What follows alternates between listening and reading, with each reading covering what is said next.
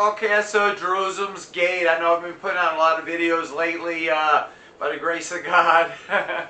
I just wanted to touch on some scriptures and briefly touch on a few things. It shouldn't be a very brief broadcast. You know, I like to keep my videos real short, so please stick with me. It just shouldn't be a couple of minutes.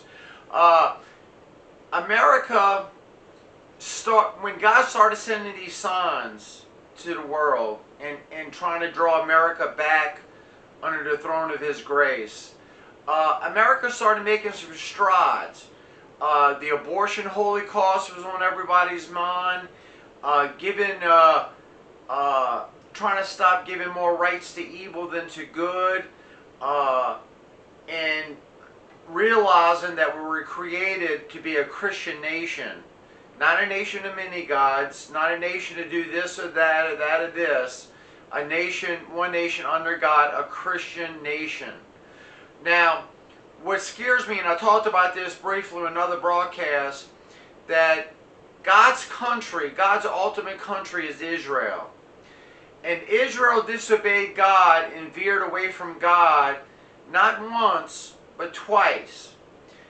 And God set Israel aside not once, but twice.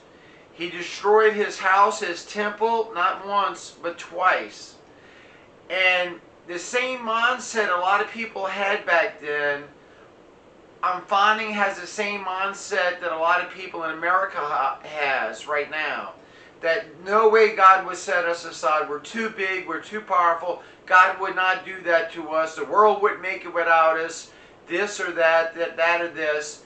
And God set Israel aside twice and destroyed His own house, the temple of God, twice.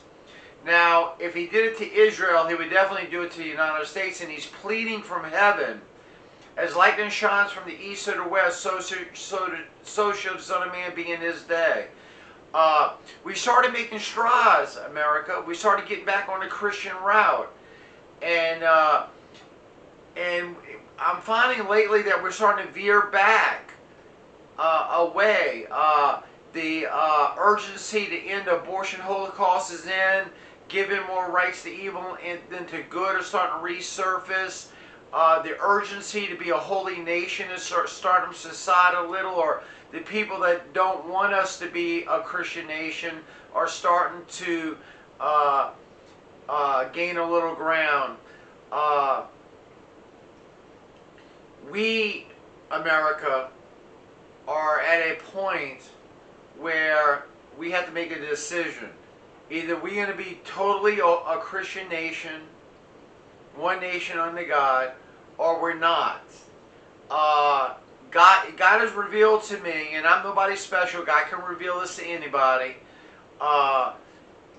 that He wants America to be more holy than we were in the 1940s, what has been called the greatest generation. Because we were really close to God then. He wants us closer than that. And evil popped up. The devil threw us all a curveball. But we must get back on track. We got the right president in position to give Christian rights and give more rights to good than to evil. But I'm starting to see a turn a little bit back to ways of giving evil more right than good. And I'm fearful of that, ladies and gentlemen. You heard me say it many, many times. If you haven't, review some of my old documentaries. My old videos, rather. I had a dream when I was a little bitty adolescent child of the day. I thought it was the end of the world dream, but the Lord revealed to me it was the day of God, the day of the Lord, the day of God. There's two things at the door, ladies and gentlemen. The rapture or the day of God. If you do not know what the day of God is, because most people know what the rapture is. If you do not know what the day of God or the day of the Lord is, read 2 Peter chapter 3 or review some of my old videos. I had a dream of it. And I remember the love, even though I was a little bitty adolescent child when I had the dream, I remember crying because I wanted to help the people that were crying out to me, running from the wrath of God. And I still remember that deep, deep, deep, intense love. And I'm trying everything in my power to tell you, ladies and gentlemen, that we need to get back on track, and we need to be more holy than the United States has ever been, even greater than the greatest generation in the 1940s.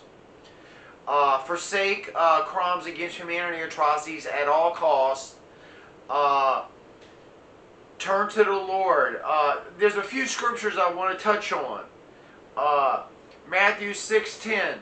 The kingdom come, thy will be done on earth as it is in heaven. God wants us holy, people, and He's not stopping. And if anybody thinks that God will not set aside America because we're too big or too powerful, has totally forgotten who made us big and powerful. And that means absolutely zero to Him. The size of our military or our size of our army means absolutely zero to God. Let's read. Let's see here, Luke 22:42. Saying, Father, if thou be willing, remove this cup from me. Nevertheless, not my will, but thine be done. The day of God is that cup, ladies and gentlemen. And America may have to drink out of it. And what God is asking is to be a holy nation, abide by human rights laws, get back to Christian values, be concerned about the abortion holocaust again. It's got put on a back burner, and start giving more rights to good than to evil, and abide by the Constitution and human rights